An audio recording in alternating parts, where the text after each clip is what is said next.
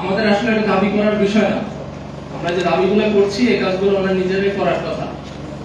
আমাদের পার্টির পক্ষ থেকে সব উপদেষ্টাদের কাছে প্রথম প্রশ্ন যে আপনারা আমাদের উত্তর দিয়ে যাবেন যে আপনারা কে কোন আসন থেকে নির্বাচিত হয়েছেন। আপনারা যেহেতু জুলাই নিয়ে কাজ করছেন না, আপনারা এটা উত্তর দিয়ে যাবেন যে আপনারা কোন আসন থেকে নির্বাচিত হয়েছেন, আপনাদের জনসমর্থন কারা। আমি আপনাদের আবারও মনে করে দিতে চাই, আমরা কেউ আপনাদের বিরুদ্ধে না। যারা জুলাই শক্তি, রাজনৈতিক দলগুলা, জনগণ, সামরিক বেসামরিক লোকজন, কেউ আপনাদের শত্রু না।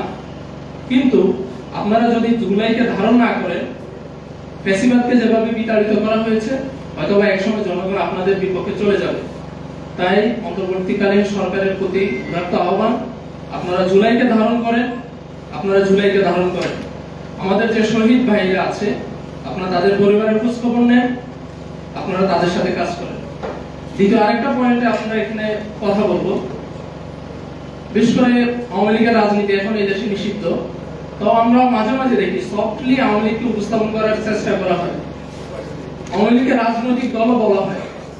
ভাই আপনারা তো জার্নালিস্ট মানুষ, আপনাদের কাছে আমাদের কোশ্চেন, রাজনৈতিক দলগুলোর কাজ কি? রাজনৈতিক দলগুলোর কাজ কি গণহত্যা, ভোট চুরি, গুম, মানুষের ভোটাধিকার হরণ? এটা কি কোনো রাজনৈতিক দলের কাজ হতে পারে? যদি কোন রাজনৈতিক দল এই ধরনের কাজ করে থাকে, তার মানে সে রাজনৈতিক দল না, সে ফ্যাসিবাদের দোষর, সে সন্ত্রাসী সংগঠন। সুতরাং আপনাদের প্রতি বিনীত আমাদের পার্টির পক্ষ থেকে অনুরোধ থাকবে, আপনারা অন্তত আপনারা আওয়ামী লীগকে কখনো কোথাও সফটলি উপস্থাপন করবেন না ভাই। এটা আমাদের শহীদদের রক্তের সাথে এটা তাহলে বেইমানি হয়ে যাবে। কোন রাজনৈতিক দল ইতিহাসে এই ধরনের কাজ করতে পারে না, যেটা আওয়ামী প্রশাসন বিগত 15 বছর করে গেছে। আমরা এই দুইটা পয়েন্টের কথা বলবো, আর কথা বাড়াবো না। এরপর যে আমাদের যে প্রেস ব্রিফিং, জুলাই ব্রিফিং, আমাদের যে কর্মশালা, আমাদের party BRP Bangladesh Republic party যে ধরনের দাবি দাওয়াগুলো পেশ করবে আমাদের আন্দোলনের, ক্ষুদ্র আন্দোলনের মাধ্যমে, আমাদের পার্টির অন্যতম সাংগঠনিক সম্পাদক আমাদের আয়াতুল্লাহ বেহেশতি ভাই এরপর যে আমাদের প্রেস রিলিজটা আপনাদের সামনে প্রকাশ করবে।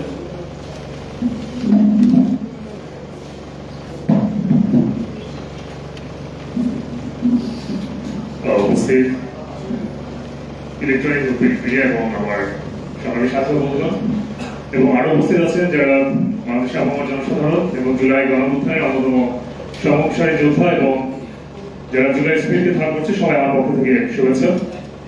আসলে আজকে এখানে আমাদের উপস্থিত হওয়ার অন্যতম কারণ হচ্ছে, আপনারা জানেন গত 20 তারিখ আমাদের বাংলাদেশ রিপাবলিক পার্টি নামে একটি নতুন সবার উপরে দেশ, এই শীর্ষক এই স্লোগানকে সামনে রেখে নতুন একটি পার্টির আত্মপ্রকাশ করেছে, যাদের চিন্তা চেতনা, ধ্যান ধারণা জুলাই স্পিরিটকে ধারণ করা এবং জুলাই স্পিরিটকে সামনে এগিয়ে নিয়ে নতুন বাংলাদেশ গড়ার লক্ষ্যে কাজ করছে।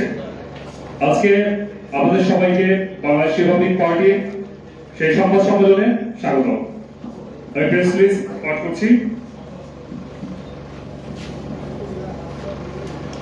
এতদ্বারা সকল ইলেকট্রনিক্স ও প্রিন্ট মিডিয়ার বিশেষজ্ঞদের জন্য জানানো যাচ্ছে যে নতুন বাংলাদেশ 2.0 গড়ার প্রত্যয়ে সবার উপরে দেশ, এই স্লোগানকে সামনে রেখে জুলাই গণঅভ্যুত্থানের 1 বর্ষপূর্তি উপলক্ষে বাংলাদেশ রিপাবলিক পার্টির পক্ষ থেকে মাসব্যাপী কর্মসূচি ও কয়েক দফা দাবি উত্থাপন করা হচ্ছে।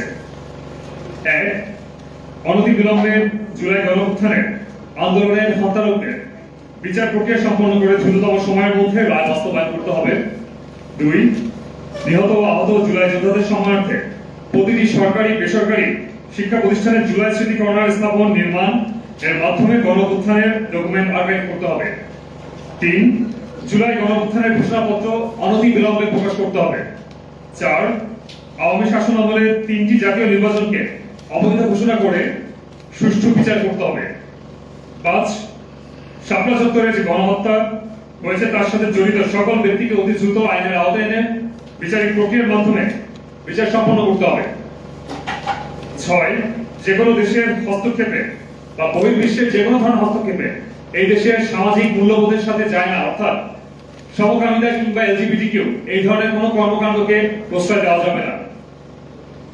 আমাদের প্রধান কর্মসূচিগুলোর মধ্যে যেটি রয়েছে, 1 মশাল মিছিল যা মাসব্যাপী উদযাপন করা হবে।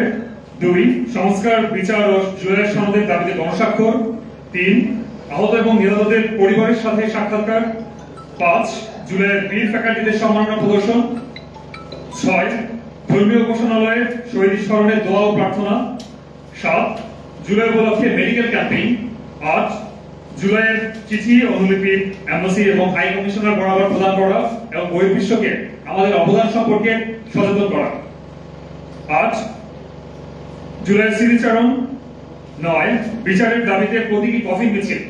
10 বিচারের দাবিতে প্রতীকী কফিন মিছিল সহ জুলাইয়ের নারী যোদ্ধাদের অবদান শীর্ষক আলোচনা কর্মসূচি। 12 জুলাইয়ের ক্ষতিগ্রস্ত পরিবারের পাশে দাঁড়ানো ও তাদের সহায়তা প্রদান করা। 13 রক্তাক্ত জুলাইয়ের যে ডকুমেন্টারি রয়েছে সেটি সংরক্ষণ এবং প্রদর্শন করা।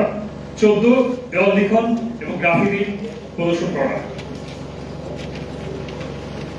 এই ব্যতীত আরো রয়েছে রাজনৈতিক বন্যায় ক্ষতিগ্রস্ত যে কৃষক সমাজ রয়েছে, প্রান্তিক শ্রেণী, তাদেরকে সহায়তা প্রদান করা। 16 আলেম ও উলামাদের নিয়ে জুলাই স্মরণ অনুষ্ঠান প্রদান করা। 17 প্রাইভেট বিশ্ববিদ্যালয় জুলাই বিপ্লবের অন্যতম যারা প্রাণকেন্দ্র রয়েছে তাদের জুলাই স্মৃতিচারণে অংশগ্রহণ করা এবং তাদের অবদান তুলে ধরা। এবং সর্বশেষ জুলাইয়ের বিজয় র্যালি, যেটি এখন পর্যন্ত সুস্পষ্টভাবে সম্পন্ন হয়নি, আমরা ব্যর্থ হয়েছি এই ক্ষেত্রে। সেটির জন্য আমরা অবশ্যই অনতিবিলম্বে এই বিষয়ে আমরা এই মাসব্যাপী জুলাই কর্মসূচি গ্রহণ করব। সর্বশেষ যে বিষয়টা আমি বলতে যাচ্ছি, আমরা লক্ষ্য করেছি বেসরকারি বিশ্ববিদ্যালয়গুলো থেকে শুরু করে বিভিন্ন শিক্ষা প্রতিষ্ঠানে যারা জুলাই বিপ্লবের এবং জুলাই গণঅভ্যুত্থান যেটা আপনারা বলেন, এই জুলাই গণঅভ্যুত্থানে যারা ভূমিকা রেখেছে তাদেরকে নানাভাবে হ্যারাসমেন্ট করা হচ্ছে। কয়েকদিন আগে দেখেছি কিছু শিক্ষার্থী ইউনাইটেড ইন্টারন্যাশনাল ইউনিভার্সিটি তারা তাদের জুলাই গণঅভ্যুত্থানে শামিল থাকার কারণে তাদেরকে অন্য একটি বিষয়কে কেন্দ্র করে তাদের উপর এমন ভাবে এক ধরনের স্টিমরোল চালানো হচ্ছে যে তারা এই বিশ্ববিদ্যালয়ের কোনো শিক্ষার্থী নয়। এটি শুধু ইউনাইটেড ইন্টারন্যাশনাল ইউনিভার্সিটির ক্ষেত্রেই নয়, আমরা দেখেছি আরো অন্যান্য বিশ্ববিদ্যালয়গুলোতে যারা জুলাই বিপ্লবের স্পিরিটকে ধারণ করেছে, নেতৃত্ব দিয়েছে, তাদেরকে তাদের উপরে এক ধরনের বিষ-দৃষ্টি প্রদর্শন করা হচ্ছে, নিষেধাজ্ঞা করা হচ্ছে। অনতিবিলম্বে এর বিরুদ্ধে অবস্থান করতে হবে এবং সরকারি পদক্ষেপ গ্রহণ করতে হবে। অন্যথায় আমরা সাধারণ ছাত্র সমাজ যারা রয়েছে এবং জুলাই বিপ্লবের যারা স্পিরিট যারা রয়েছে, বাংলাদেশ রিপাবলিক পার্টির পক্ষ থেকে তারা ঘোষণা করছি একত্র হয়ে তাদের পক্ষ হয়ে আমরা কর্মসূচি ঘোষণা করব। ধন্যবাদ সবাইকে। যে আয়োজক ভাইকে অসংখ্য ধন্যবাদ। একটা পয়েন্ট মিস্টেক হয়ে গেছে, আমরা যে প্রথমে যে পয়েন্টগুলো বলছিলাম এখানে আলাদাভাবে আছে, আপনাদের যাদের প্রয়োজন নিয়ে যাবেন এটা। আর দ্বিতীয়ত হলো আপনাদের তরফ থেকে কোনো প্রশ্ন আমাদের কাছে আছে কিনা, আপনাদের কোনো কোশ্চেন আছে কিনা কাইন্ডলি আমাদের করবেন, আমরা আমাদের জায়গা থেকে উত্তর দেওয়ার চেষ্টা করব। এখানে হচ্ছে ভেজান, আমি মুখ্য খবরে আছি। এখানে আপনাদের ওই যে 6 নম্বরে লেখেন ধর্মীয় উপাসনালয়ে শহীদের সঠিক দোয়া প্রার্থনা 6 নম্বরে। আবার এখানে 16 নম্বরে দেখলাম আলেম ও উলামাদের নিয়ে জুলাই স্মরণ অনুষ্ঠান। দুটোকে মিলে যাচ্ছে না, দুটো মিলে যাচ্ছে না। আসলে বিষয়টা হচ্ছে আপনারা জানেন যে যাত্রাবাড়ি অঞ্চলটা থেকে শুরু করে যেটাকে বিপ্লবের ল্যান্ডমার্ক করা হচ্ছে, সেই অঞ্চলে সব থেকে বেশি স্টিমগুলো চালানো হয়েছে আলেমদের উপরে এবং মাদ্রাসা স্টুডেন্টদের উপরে। সেই অর্থে তাদেরকে কিন্তু এখন পর্যন্ত সেই ধরনের কোনো সম্মাননা বা কোনো ধরনের রিকগনিশন দেওয়া হয়নি। সেই জায়গা থেকে স্মৃতিচারণের কথাটি উল্লেখ করা হয়েছে, জুলাই স্মৃতিচারণ তাদেরকে একত্রিত করে।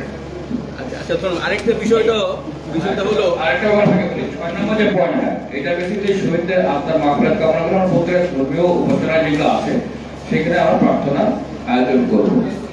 এটা হচ্ছে পার্থক্য। 6 এবং 16 নম্বর পয়েন্টের পার্থক্যটা এখানে। আচ্ছা, আরেকটা বিষয় হলো এই যেখানে আপনারা দাবির মধ্যে ওটা আসছে নিহত ও আহত জুলাই যোদ্ধাদের সম্মানার্থে প্রতিটি সরকারি, বেসরকারি ও স্বায়ত্তশাসিত শিক্ষা প্রতিষ্ঠানে জুলাই স্মৃতি কর্নার স্থাপনের মাধ্যমে জুলাই স্মৃতি কর্নার। আচ্ছা, এটা আমি এই কোনো রাজনৈতিক পক্ষ নিয়ে বলছি না, এটা আপনাদেরকে শ্রদ্ধা রেখেই বলতেছি যে অতীতে দেখা গেছে আওয়ামী লীগের সরকারের সময় যে বঙ্গবন্ধু কর্নার প্রতিটা প্রতিষ্ঠানে ছিল। তো এটা একটু আপনারা কিভাবে এটা নিয়েছেন, এটা একটু পরিচয় যদি করতেন। প্রথমত বিষয় হলো যে বঙ্গবন্ধু একজন ব্যক্তি বিশেষ মাত্র হিসেবে উল্লেখ করা হলে সেটি সমস্যা। আসলে এখানে আমরা পুরো জুলাইটাকে ধারণ করছে, আমরা বিশ্বাস করি জুলাই গণঅভ্যুত্থান সম্পূর্ণ সারা বাংলাদেশে আপামর জনসাধারণ, কারো ব্যক্তিগত না, সেই লক্ষ্যে কিন্তু 71-এর যেভাবে স্মৃতি কর্নার বা মুক্তিযুদ্ধের স্মৃতি কর্নার যেভাবে আছে সেই একইভাবে কিন্তু জুলাই স্মৃতি কর্নার রাখা সম্ভব। এত বড় একটা গণঅভ্যুত্থান হয়েছে, সেখানে যারা ভূমিকা রেখেছে, যারা আহত নিহত হয়েছে, যারা এখানে অবদান রেখেছে, তাদের সবার সম্মানার্থে এই কাজটি করে, এটি কোনো ব্যক্তি বিশেষকে কেন্দ্র করে নাই। ধন্যবাদ।